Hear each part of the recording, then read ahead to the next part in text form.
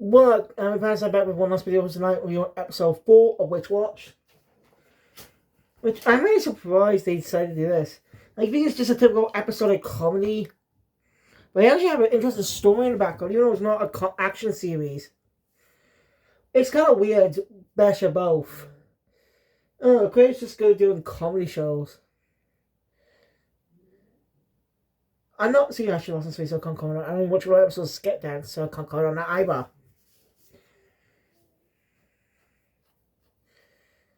But stuff I do plan to give a watch at some point. Again, I'm planning to work on a schedule for next week.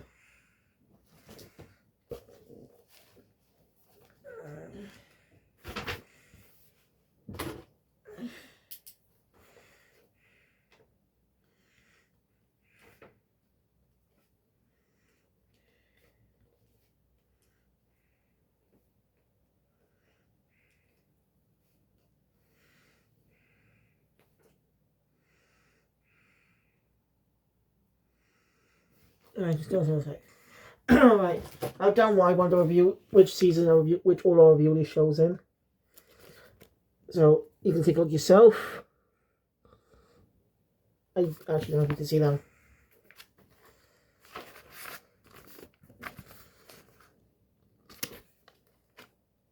Why are the pages going...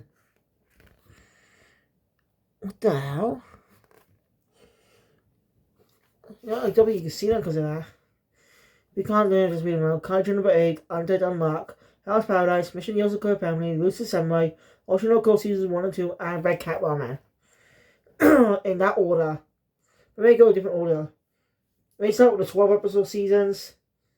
The short ones like Kaiju number 8, Lucy Samurai, House Paradise, and Oshinoko, and Red Cat Ramen.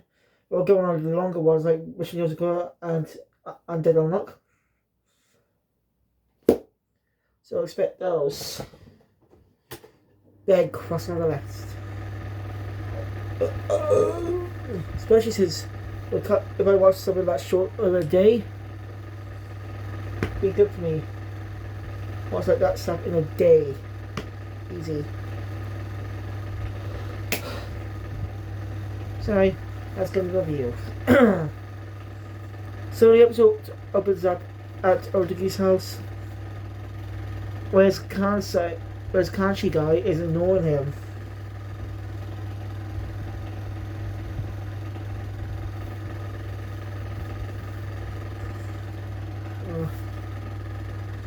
And he questions him on what he said. He's Nico's bodyguard. Nico, as his little kid. He's been like Otaki, he's been either become a familiar, Nico familiar. Can we just have more than one familiar?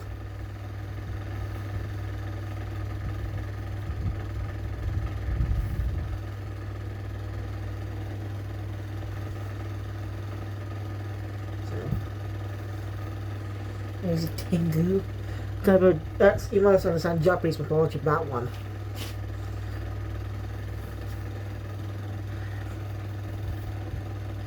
Alright, the reason for the not I mentioned in the previous video, it's not what the title of the episode's called. That was just misleading. I didn't know, I don't know why the sub said Joey instead of Jonochi. Well, it's basically a reference to Yu-Gi-Oh! It comes later in the episode. I get my butt sweating. Oh, Jesus Christ, I'm sweating for some reason. Fucking eat. I'm sick of it. Stop it here. I don't want to keep this band all the time on all day.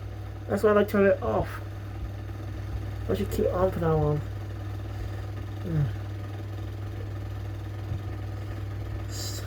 God, imagine if it is now.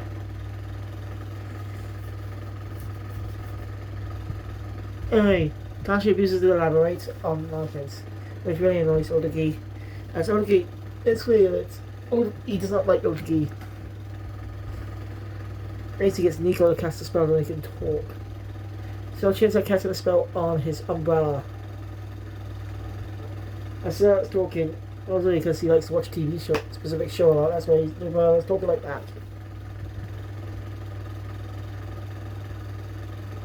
I ended up being a lot of secrets.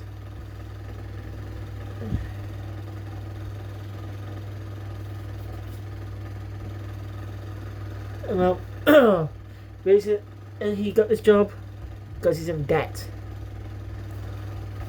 Yeah, he's an idiot who spends a lot of money. That's why he's here. A total idiot.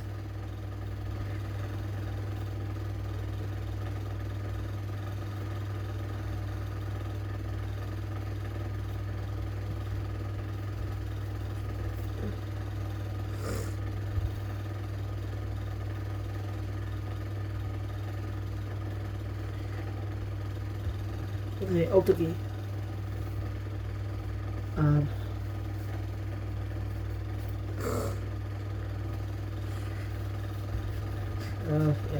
Also, like Tengus and Ogres really don't get along.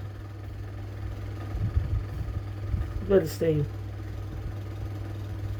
As Kanchi reveals about his father, who, hate Ogres. He Ogre's got more knowledge in Japanese mythology. And yeah, he likes to read Demon Slayer. Yeah, no Demon Slayer reference. And his favorite demon comes from the Swords of Village arc. You know, the guy has Tengu. It has Tengu in its name, but it's a demon. I got my whole opinions on Demon Slayer. I got a lot of opinions on Demon Slayer, okay? As you know, I don't think it's a good show, great show. It's got some good qualities, don't get me wrong. But it's way down by how it tells its story. Also, and how it characters are written.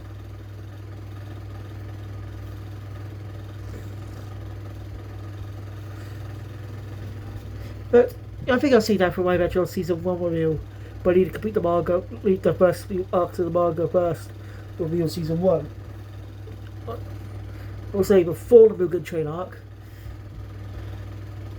So, those are going to be what inches reviews. After that,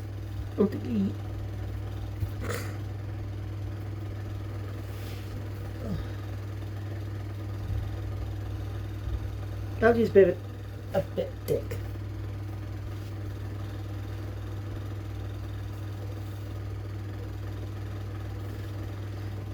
Anyway, only wants out of his house. Rika wants him to get along, but that's impossible. I bet Otaki doesn't really care. And that's why she hates him. Yeah. So Barbara Brooks. I looked at the dub voice actors. It turns out he and Nico and Kachi's voice actors were in the same series. Like, play two characters who literally work together. They played the characters Love and Milo from MASH in the Magic Lupus arc, which Dot faced off against them, actually. Love was sleeping with Dot. Well, Wayne is the one who defeated, well, Milo.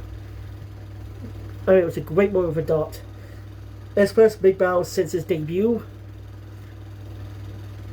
And I already covered season 1, but I don't itch to rewatch it again. But I rewatch it, but not to cover. I'll just watch it for the fun sake, just to see just after I read the manga. Also I also read the manga, so I'll be back to that soon.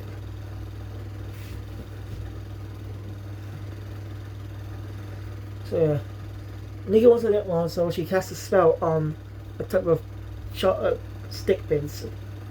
I don't know what they are. And they're called Blitz. I mean, that's a brand, I think. I just call that one.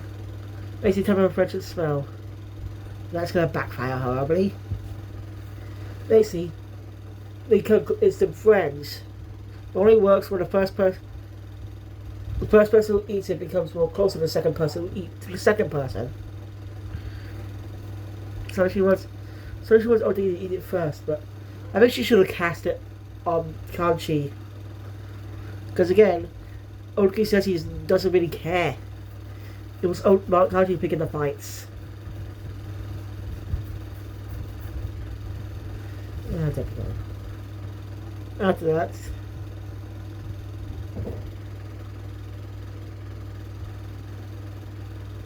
she's supposed to get the dope dessert. And a lot of shenanigans happen with that.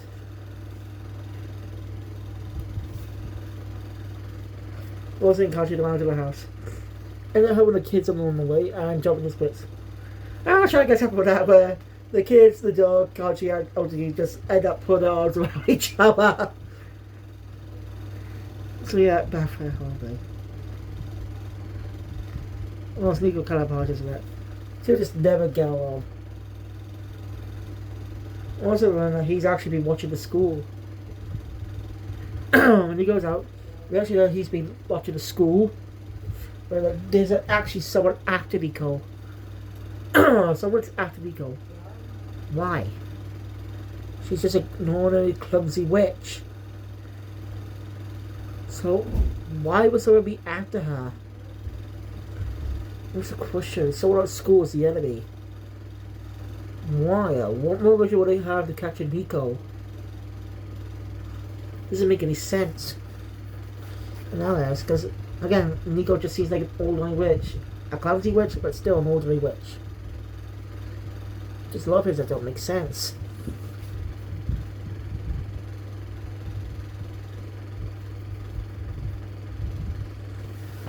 And Nico's not screaming.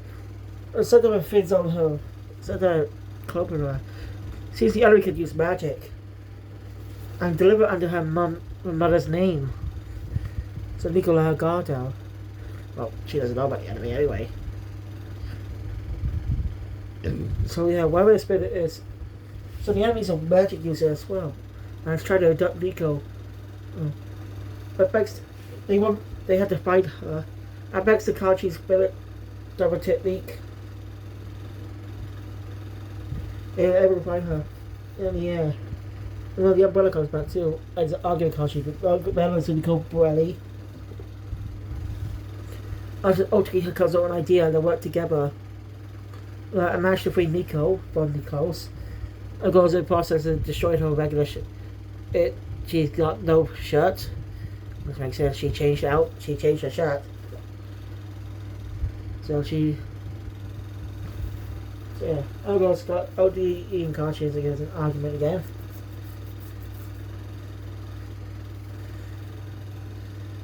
Anyway, I don't do it, and Kaji decides to go live with them as well.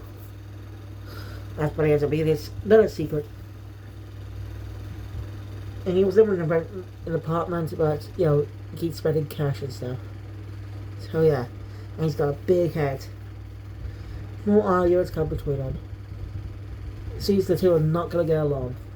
You know Nico wants them to.